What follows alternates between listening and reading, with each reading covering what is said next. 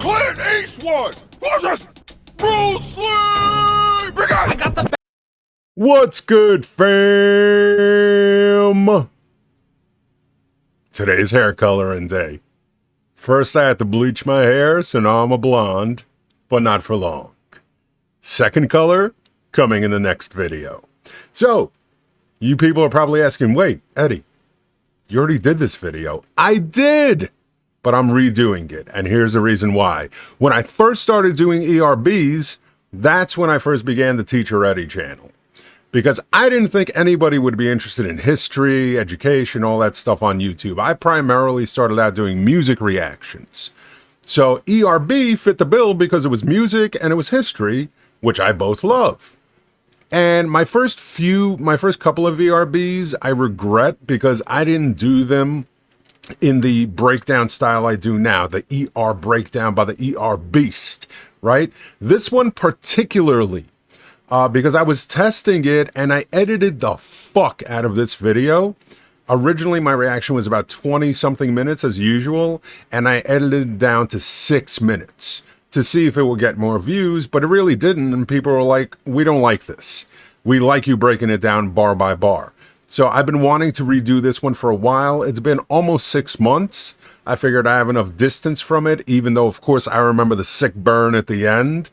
But either case, I wanted to break it down like I usually do, so that's why I'm redoing it. So let's go.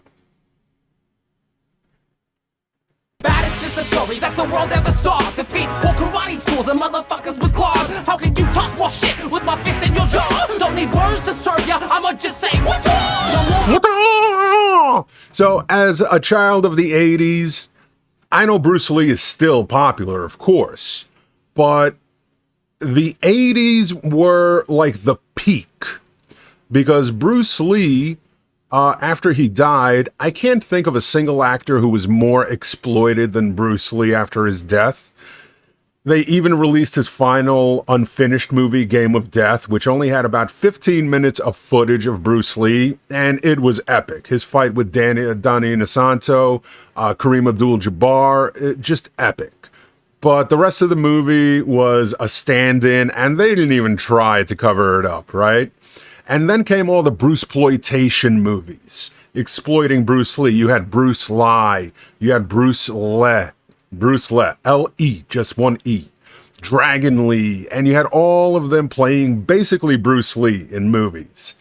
So, Bruce Lee, like I said, I can't think of anyone who was more exploited, but in the 80s, because of the Bruceploitation movies, everybody was in love. Everybody wanted to be Bruce Lee.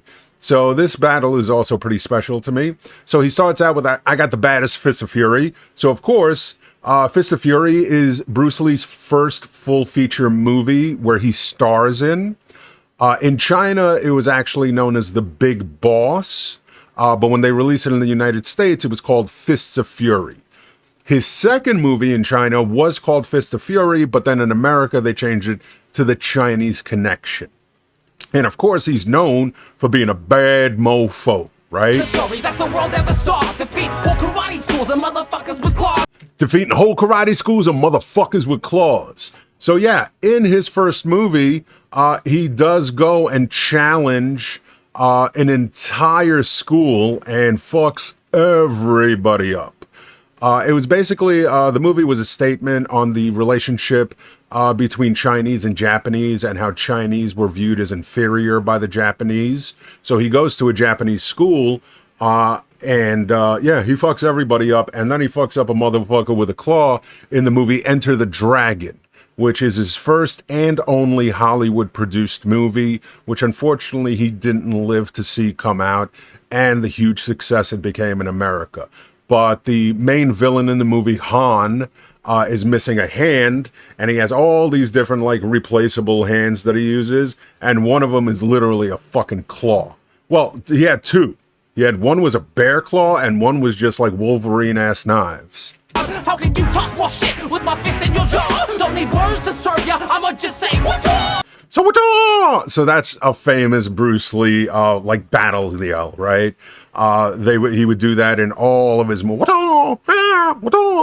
So that was it. So he's like, I don't even need words to serve you. I'm just say what's up because you talk so much shit. And to be fair, Clint Eastwood does talk a lot of shit. Movies, they bore us. They're slow as a tortoise. I'm the king of nunchucks. I fucked up Chuck Norris. Truth. Right? Even Chuck admitted that, yeah, Bruce Lee could easily, he could beat me. Later on in life, he kind of started changing that story. It went from Bruce Lee is the greatest martial artist I ever saw to, he was all right. Your movies, they bore us. So I can understand that line going back to Clint Eastwood's movies, especially in the 60s. Now, I am a huge fan of his 60s spaghetti westerns, especially the ones directed by Sergio Leone. But Sergio Leone is known for really dragging out scenes, but he does it in such a way that it builds anticipation so hard. And it's something that Quentin Tarantino tries to emulate as well. He would draw a scene out and just build the anticipation till you were just like, oh my fucking God already, right? But some people do find that type of directing style to be boring. I'm not one of them, but I can get it. The movies, they bore us. They're slow as a tortoise. I'm the king of nunchucks. I fucked up Chuck. I'm the king of nunchucks, so Bruce Lee did make nunchucks like worldwide famous. When you think of nunchucks, you think of Bruce Lee. When you think of Bruce Lee, you think of nunchucks, right? And everybody had a pair of nunchucks in the 80s, man. I had like 5 pairs of nunchucks. I fucked up Chuck Norris, so Chuck Norris did make an appearance in the movie Return of the Dragon, and it's considered by most like the classic like karate movie fight. I mean, there are better choreographed fights later on, especially like the Jet Li movies or the Donnie Yen movies. But for its time, it's also one of the more realistic fights. It's not just one dude just overpowering another dude. I mean, at the beginning, Bruce is getting his ass beat until he adapts his fighting style. And they also fight in the Roman Colosseum, and they actually got permission to film in the actual Colosseum, which was also very cool. But of course, because of Chuck Norris facts as well, you're like, yeah, Chuck Norris is so badass, but I fucked him up. Norris. I invented Jeet Kune Do, so take my slipper shoe, hit my 2-finger push-up, Kung F you. Wow, I think that was like Bruce's best part in here. I invented Jeet Kune Do. So Bruce Lee did invent his own style of martial arts known as Jeet Kune Do. And he wrote a book on it called the Tao of Jeet Kune Do. And Jeet Kune Do stands for the way of the intercepting fist. And basically he combined, that's why he's known as the father of MMA, because he combined many different styles of fighting, including karate, including boxing, including judo, and a mixture of using both your feet and your hands. And he broke it down into a science. And Jeet Kune Do is still taught to this day. I invented Jeet Kune Do, so taste my slipper shoe. Taste my slipper shoes. So Bruce was known for wearing the slipper shoes. And he's like, I'm going to kick you so hard, you're going to taste my shoe, bitch, right? And of course, he's wearing the famous yellow jumpsuit from the movie Game of Death, which Quentin Tarantino, when he did Kill Bill, he paid homage to Bruce by having the bride wear the yellow jumpsuit with the black stripe. So Bruce was known for doing the 2-finger push-up. He was also known, the one time he did appear at a karate tournament, he demonstrated his Jeet Kune Do techniques, including the 2-finger push-up with the hand behind the back, doing it one-handed too. Not like using both hands with 2 fingers, but literally 1 hand, 2 fingers. He could do push-ups. And also the most famous thing he demonstrated was his 1-inch punch, which I think they do mention later on. And the Kung Fu line. So, of course, Kung Fu, double meaning, because he gives them both the fingers, so 2 FUs. So, I mean, like, Bruce loses this, of course, but it's not because he didn't come with the heat. It just Clint Eastwood came harder. You scream like a girl and got moves like Jagger, but I'm gonna poo your ass faster than a poo-poo platter. Yeah, and also Clint Eastwood goes racist as fuck on this one. So he says you scream like a girl because, he goes, what the? So he's like, you scream like a girl. I'll run through you faster than a poo-poo platter. So a poo-poo platter is like a combination of different American Chinese appetizers, and of course a reference to poo-poo, right? You're in the gym too much, Ringo, perfecting kicks. You should spend more time matching your voice up to your lips. I love that part. I love that part. You're in the gym too much, Ringo. So making fun of Bruce Lee's hairstyle at the time, he did have that mop top look. So he's comparing him to Ringo Starr of the Beatles. You're in the gym too much. Bruce was obviously one of the most physically fit people ever. He had something like a 3% body fat, and he was constantly, his workout routine was insane. 7 days a week, just pure insanity. In the gym too much, Ringo, perfecting kicks. You should spend more time matching your voice up to your lips. And I like that they did that on purpose too, right? They didn't match up his voice to his lips. So when the Chinese movies were dubbed for English audiences, the lip syncing was just so fucking bad. It was terrible. You don't belong in a fight, you belong in a sweatshop. So go ahead and make my eye pop. Yeah, that was another like sick, even though it's fucking racist as all hell. You don't belong in a fight, you belong in a sweatshop. So of course China does have a lot of sweatshops. He also previously mentioned you got Moves Like Jagger, which was an Adam Levine song, I think. Moves Like Jagger. Because Bruce did use his feet a lot. He actually was inspired a lot by Muhammad Ali because he was impressed by Ali's footwork for a man who weighed over 200 pounds to have such amazing footwork. Because early on in life, Bruce primarily used his upper body, so punches, combinations. But then eventually he began incorporating kicks. And then eventually he began incorporating high kicks as well, not just low kicks. So he would use his feet a lot. So that's why I said you got moves like Jagger, those little dance moves you do, working a sweatshop, make my iPod. Those little dances you do don't threaten me, Bruce. Fuck you, dude. I even squint better than you. That is so fucked up. I forgot about this line. Yeah, so Clint Eastwood's known for squinting, especially in the old spaghetti westerns, like For a Fistful of Dollars, A Few Dollars More, The Good, the Bad, and the Ugly, which were mostly rip-offs of the samurai movies that Akira Kurosawa was making in Japan. Just like The Magnificent Seven was a rip-off of Kurosawa's Seven Samurai. A Fistful of Dollars, Few Dollars More, basically a rip-off of Sanjuro and Yojimbo with Toshiro Mifune that Kurosawa did. And but Clint would squint a lot in those movies. I mean, he still squints a lot. Get off my lawn. I be the good and the bad. You must be the ugly. I would mess up your face, but your mama did it for me. Yeah, I think that was like the weakest line. The Yo Mama did it for me. I'd mess your face up, but your mama did it for me. Because he followed it up. He started off with, I already beat the good and the bad. You must be the ugly. So that's a reference to the Sergio Leone epic movie with Clint Eastwood. Who else was in it? Eli Wallach, Lee Van Cleef. Just such a great movie. The Good, the Bad, and the Ugly. So he's saying he's the ugly.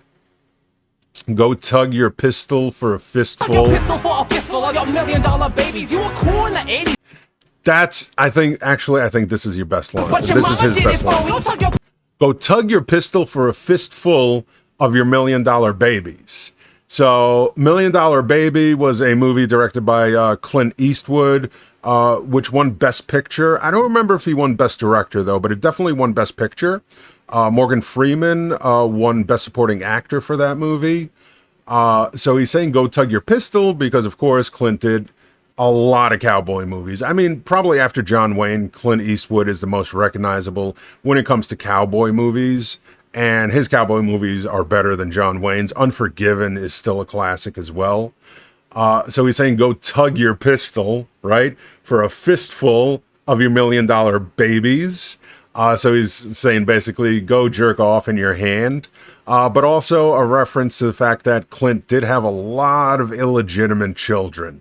So he spread that Eastwood seed all around, man. Pistol pistol for a fistful of your $1 million babies. You were cool in the 80s maybe, but now you're just crazy. A man who argues with people who aren't even there is more fit to rap against this fucking chair.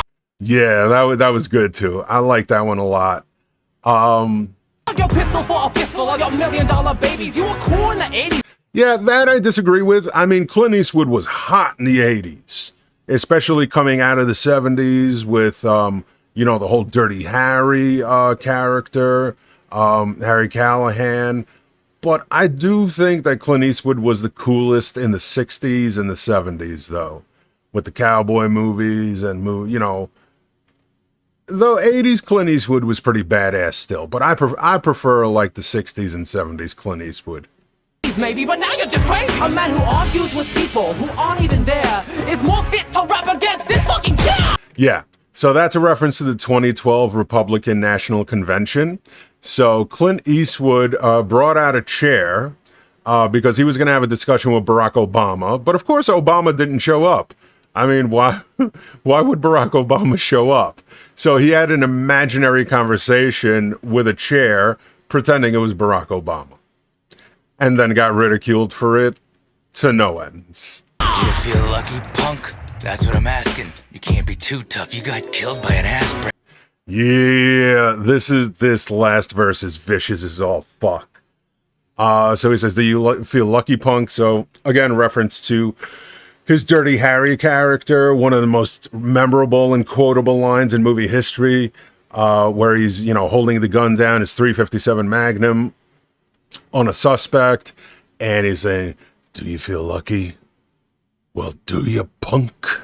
So that became like one of the greatest lines ever. You got killed by an aspirin, so you can't be that tough. Somewhat true.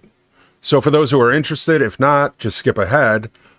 So the way Bruce Lee died. So Bruce Lee died on July 20th, 1973. Like I said, big Bruce Lee fanatics. I remember everything. So he was at the apartment of his mistress at the time, Betty Ting Pei. And he was supposed to have a meeting with one of his best friends, Raymond Chow, who produced all of Bruce Lee's movies in China. And they were meeting up with actor George Lazenby, who played James Bond in one movie. And it's an amazing movie. It's called On Her Majesty's Secret Service. Lazenby did an amazing job. So they were going to meet with him because Bruce wanted him to be in a movie. Bruce had a really bad headache that day, and he asked Raymond to go ahead, and he'd meet him later. He wanted to take a nap. So Betty gives him a painkiller. And Bruce had suffered for years from a back injury that left him paralyzed. And doctors said he would never walk again. But Bruce, being Bruce, worked through it. So he spent a lot of time experimenting with various pain-killing techniques. And then he started using cannabis. But he had a major allergic reaction a few months before he died because he was mixing cannabis as well as prescription painkillers. And he basically passed out in a restaurant from heat exhaustion and almost died. And that's exactly what happened on July 20th. He had a really bad allergic reaction. He went to lie down to take a nap and died in his sleep from a cerebral edema, the swelling of the brain, right? So there were always rumors for years that he was killed, he was murdered, he was assassinated. Some people even say that he had his sweat glands removed and that's what killed him. He had an allergic reaction to something that had already happened previously. And he was warned to stop doing it, but Bruce, being Bruce, thought he was immortal, right? And your 1-inch punch, same size as your pecker. Leave the rapping to me, stick to Chinese checkers. Yeah, so the 1-inch punch, right? 1-inch punch. It's as big as your pecker. So he's saying he's got a 1-inch pecker. The 1-inch punch was revolutionary at the time Bruce debuted it at a karate tournament. So he was able, from just 1 inch away, to generate an tremendous amount of force, which was even more powerful than if he threw it from 3 feet back. He could generate that same amount of power by basically putting his, fingers right in your chest, and he would torque his body in such a way from just 1 inch away. And he sent this motherfucker flying back like 8 or 10 feet into a chair behind him. You can actually find the footage online. So he's telling them to stick to playing Chinese checkers, even though Chinese checkers was not created in China. And here comes the nail in the coffin, so to speak. 1-inch punch, same size as your pecker. Leave the rapping to me, stick to Chinese checkers. I'd beat you in round 2, but that'd be unbelievable. No one in your family ever lives to see a sequel. Wow. Yeah, that is still probably the most savage line. I mean, the miscarriage line was savage. The Christopher, another Superman who can't walk. I mean, there's so, but this one is just still so fucking savage. I'd beat you in round 2, but that'd be unbelievable because no one in your family lives to see a sequel. So, of course, as discussed, Bruce died in 1973 at the age of 32. So obviously he never made a sequel to any of his movies. And then his son Brandon died in his late 20s. I want to say he was like 28. He died on March 31st, 1993. I remember because I read about it in the paper the next day, and it was April 1st. And that was on the set of the movie The Crow. And then they started drawing all these parallels because he died on the set of a movie, which is actually what happened in one of Bruce's movies. It was the plot of the movie, an actor who gets killed on set by accident. So that was tragic. So, of course, Brandon didn't live to do a sequel, but The Crow was a massive hit. Still one of the greatest movies ever, man. A lot of people forget that it's based on a comic. It is a comic movie. So I always rank it in my top 10 as far as comic movies go.